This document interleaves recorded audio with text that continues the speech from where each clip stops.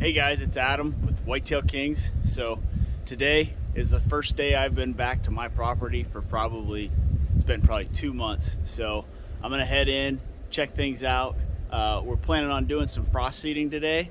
It being March 10th, so it's a great time for the ground to be thawing and then freezing and thawing and freezing again. It's a great time for switchgrass to be stratifying. So we're gonna get some of that seed in the ground and put it along the borders of some of our food plots, and maybe look for a shed or two. But definitely need to get some chores done. Habitat season is amongst us. So hey, join me. Make sure you hit that subscribe button, and we'll see if we can get some chores done today. Let's go.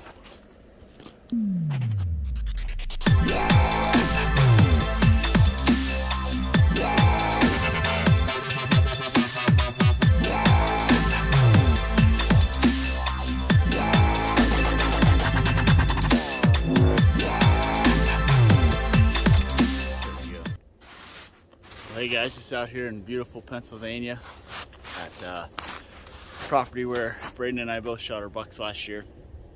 Property we bought last December, and you're looking at a food plot. It's a 1-year-old food plot that's behind us.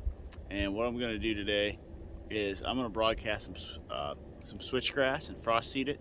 We finally just had some warm temps to knock this snow down. It's been crazy. It's already March. What is it, March 10th, and yeah, we haven't had any real opportunity to get out much with shed hunting and whatnot because of the depth of the snow up here in the northern section of Pennsylvania. So it's just a great day to get out here, and I've been wanting to do this to this plot particularly, and then the one up from it we're gonna make it, because the road's out here, so we're gonna make a nice screen to block any traffic here. Now the road's not many people are on it. It's just basically an access road for the lease that's on this other side of the property.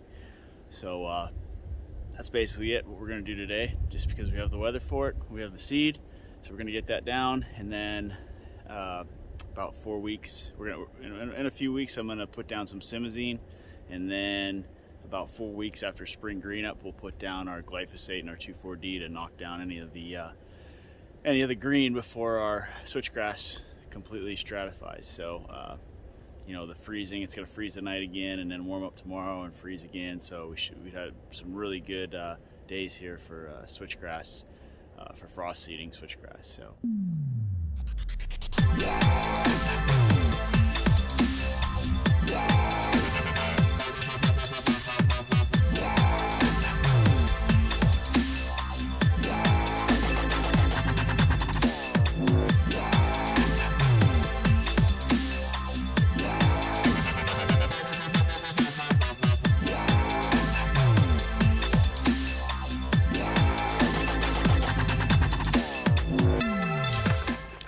So I had a couple stands of switchgrass up last year, and they turned out all right, but never really got to the height I wanted to.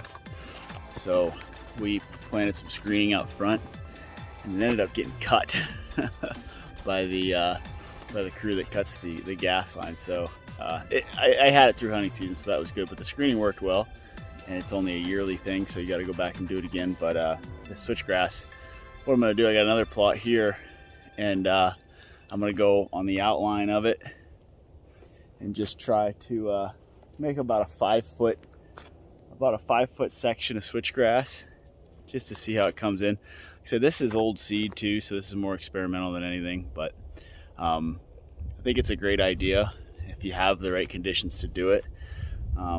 These food plots were smack dab the middle of the woods, you know, low pH, just mostly what came up at the end of the year was winter rye.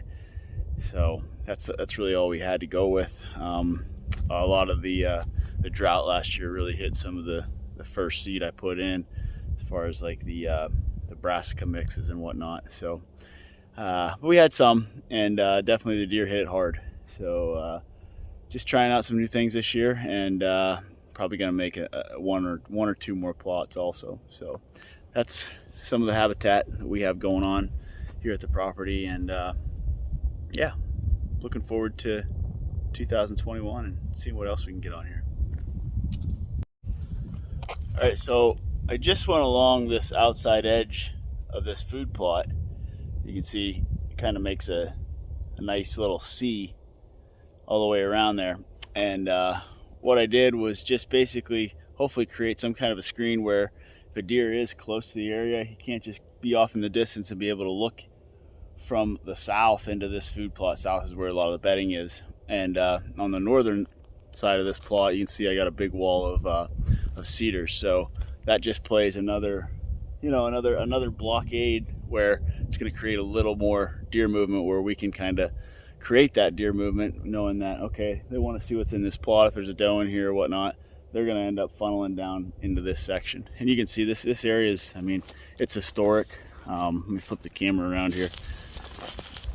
I have a bunch of signpost shrubs in here, some really nice ones. They got some years on them, and they hit them again this year, and they go all throughout this little hardwood section of goldenrods and woody stem tips and whatnot. So it's definitely a good section for big buck movement. We've had a lot of big bucks come through here.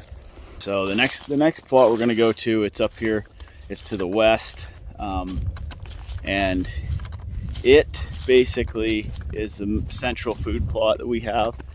And I ran most of the cameras and the cell cameras here. Like I said, it borders on this section, these big hemlocks, these cedars, and it makes like a cool design. It's almost like a big boot.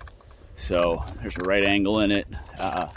We didn't really hunt it, just first year kind of observed what the movement was like, and it was pretty cool. So I was actually set up, I'm actually standing right here in a spot where a big 8-point that I ended up missing.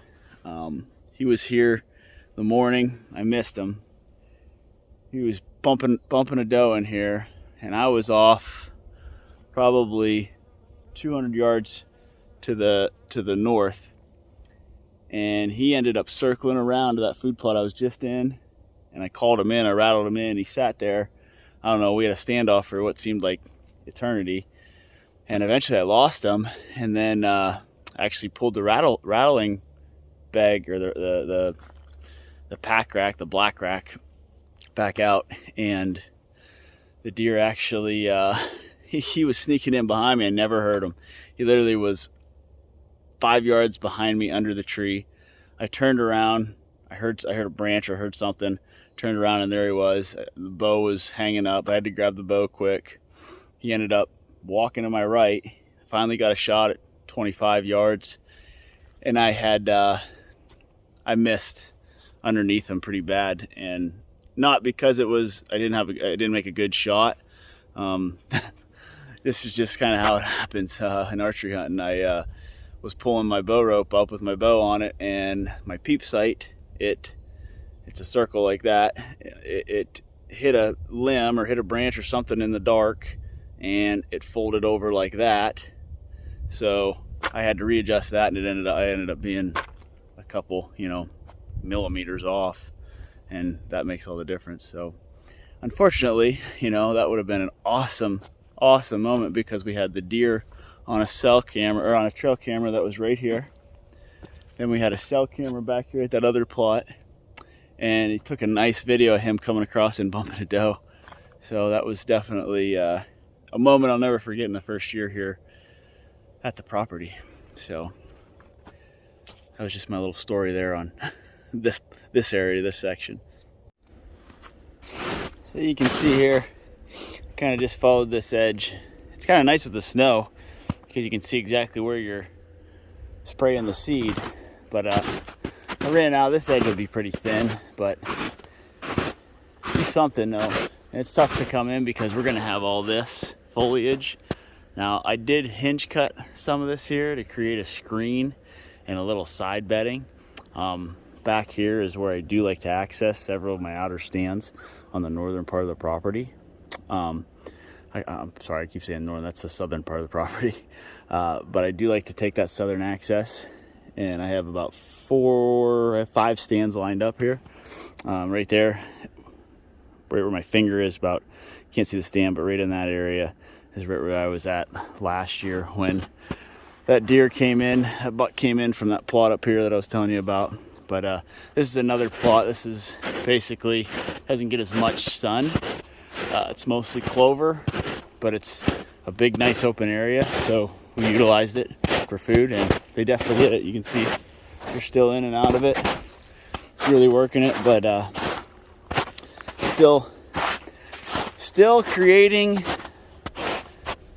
a habitat for these animals to, one, grow big in and not have too much pressure, two, have a good place to eat, three, influence the herd in the area, be a difference maker in the area. So here, and it's kind of how I look at it. So this obviously first video of the year. I'm a little rusty, I'm out of practice, so apologize for my awkwardness in any of these moments. Not really, I don't really care. But yeah, I hope you guys that are doing the habitat improvements, hope you guys are off to a great start. And if there's any questions you guys ever have for me, happy to answer. Definitely no expert, do a lot of reading, follow a lot of Jeff Sturgis. Just kind of a lot of trial and error. So coming to you from Pennsylvania, and we'll see you guys on the next one. Thanks for watching, and please hit that subscribe button. Greatly appreciate it. You guys are great. See you next time.